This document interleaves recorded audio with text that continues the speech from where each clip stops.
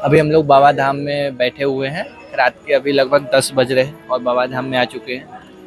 लगभग सुबह से हम लोग घूम रहे हैं और यहाँ आए हैं। मतलब यहाँ से कहाँ गए थे हम लोग? यहाँ से वासुकीनाथ गए थे हम लोग यहाँ दर्शन करने। यहाँ से वासुकीनाथ गए थे हम लोग दर्शन करने, जो कि 44-45 लगभग सुबह में 12 बजे के आसपास हम लोग निकले हैं और 2 घंटे लग ही जाते हैं जाने में।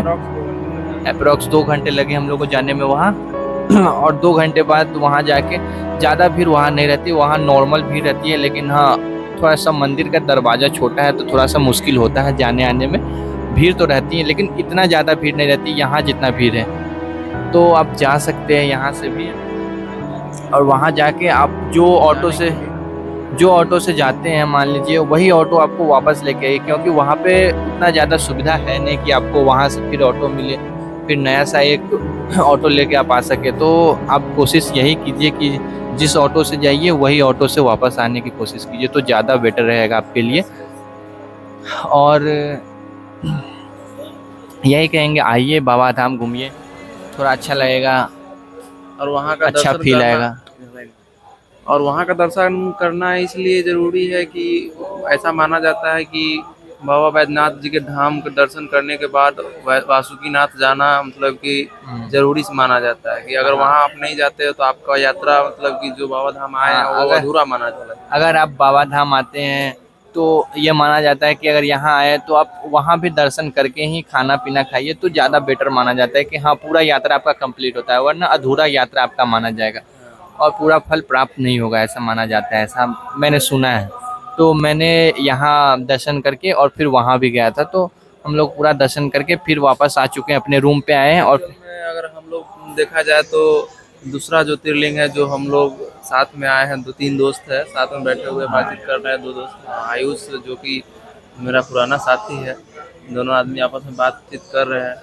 हाँ, एक जो ज्योतिर्लिंग है बनारस में है काशी विश्वनाथ, वहाँ पे हम लोग विजिट कर चुके हैं। और सेकेंड ज्योतिर्लिंग है जो कि हम लोग झारखंड में स्थित है देवघर, बाबा बैद्यनाथ। बाबा बैद्यनाथ धाम जो कि हम लोग अचानक से प्लान बना करके यहाँ पर आए हैं घूमने। हम लोग का कोई ऐसा प्लान नहीं था कि हाँ आना है, बस रात में जैसे बैठे बैठे प्लान बना कि हाँ जाना है, और सुबह ट्रेन का टिकट कटा और हम लोग आ गए। बस बहुत जल्दी जल्दी में हुआ, कुछ पता नहीं चला कि हाँ कब आना है कब जाना है। तो आप भी आ सकते हैं, घूम सकते हैं, आके आपको बहुत अच्छा और फील होगा। और एक बात बताना चाहते हैं आप लोगों की, जब भी यहाँ मंदिर परिसर में आप एंट्री करें तो दूसरे के जैसे में कोई पंडा लोग है, यहाँ पंडे बोलता है ना, हाँ हाँ हाँ पंडा लोग हुए, और कोई लोग ऐसे होंगे जो आपको हाथ पकड़ के बोलेंगे कि चलिए हम आपको वीआईपी टिकट दे देते हैं, जल्दी से जल्दी बाबा के पास आप जल चढ़ा लीजिएगा आधे घंटे 10 मिनट में। तो ऐसा आप लोग ना करें, हाँ, ये क्योंकि अगर आप उन लोगों के बातों में आते हैं तो सेम टाइम लगेगा। जो कि जनरल लोग जाते हैं तो उनको 2-2.5 घंटा 3 घंटा अप्रोक्स लगता है। अगर हाँ आप उस रास्ते से जाते हैं फिर भी 2 घंटा लग ही जाना आपको भी। हाँ हाँ, क्योंकि डिस्टेंस उतना ही तय करना पड़ता है।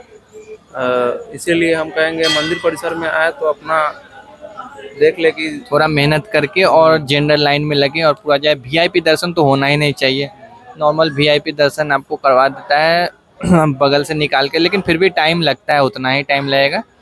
जैसे वीआईपी दर्शन का 250 रुपया लगेगा अभी। अभी जनरल ऐसे जब सावन आएगा तो शायद सुनने में ऐसा भी आया है कि 1000 हो जाते हैं, 1500 ऐसे चला जाता है दाम। लेकिन अभी जो है वो 1200, मतलब 250 रुपया दाम है। लेकिन भैया मैं तो बोलूँगा कि वीआईपी दर्शन क्यों करना, जब बाबा का दर्शन करने आए थोड़ा कष्ट उठाए और जनरल दर्शन ही प्रेफर करें कि हाँ जनरल दर्शन करके आए।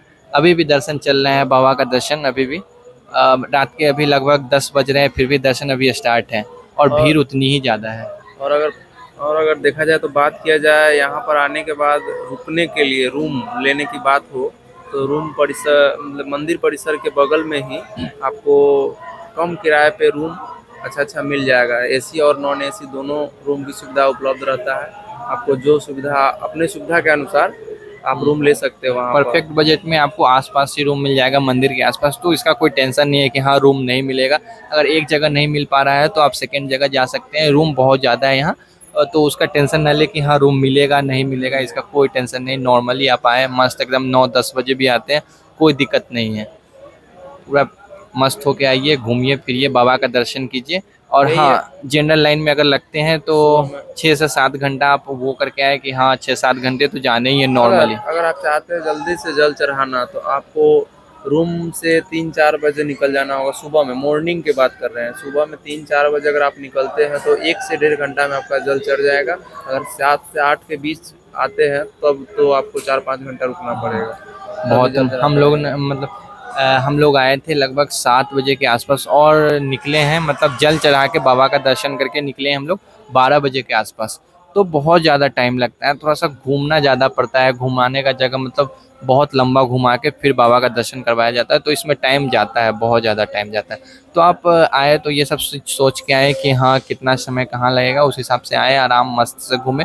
अगर आना है तो आपको ट्रेन अगर लेके आ रहे हैं तो जसीडीह उतारेगा, वहाँ से 20 मिनट का बस रास्ता है, आइए आराम से, एकदम 20 रुपया ही लेगा वहाँ से ऑटो का किराया।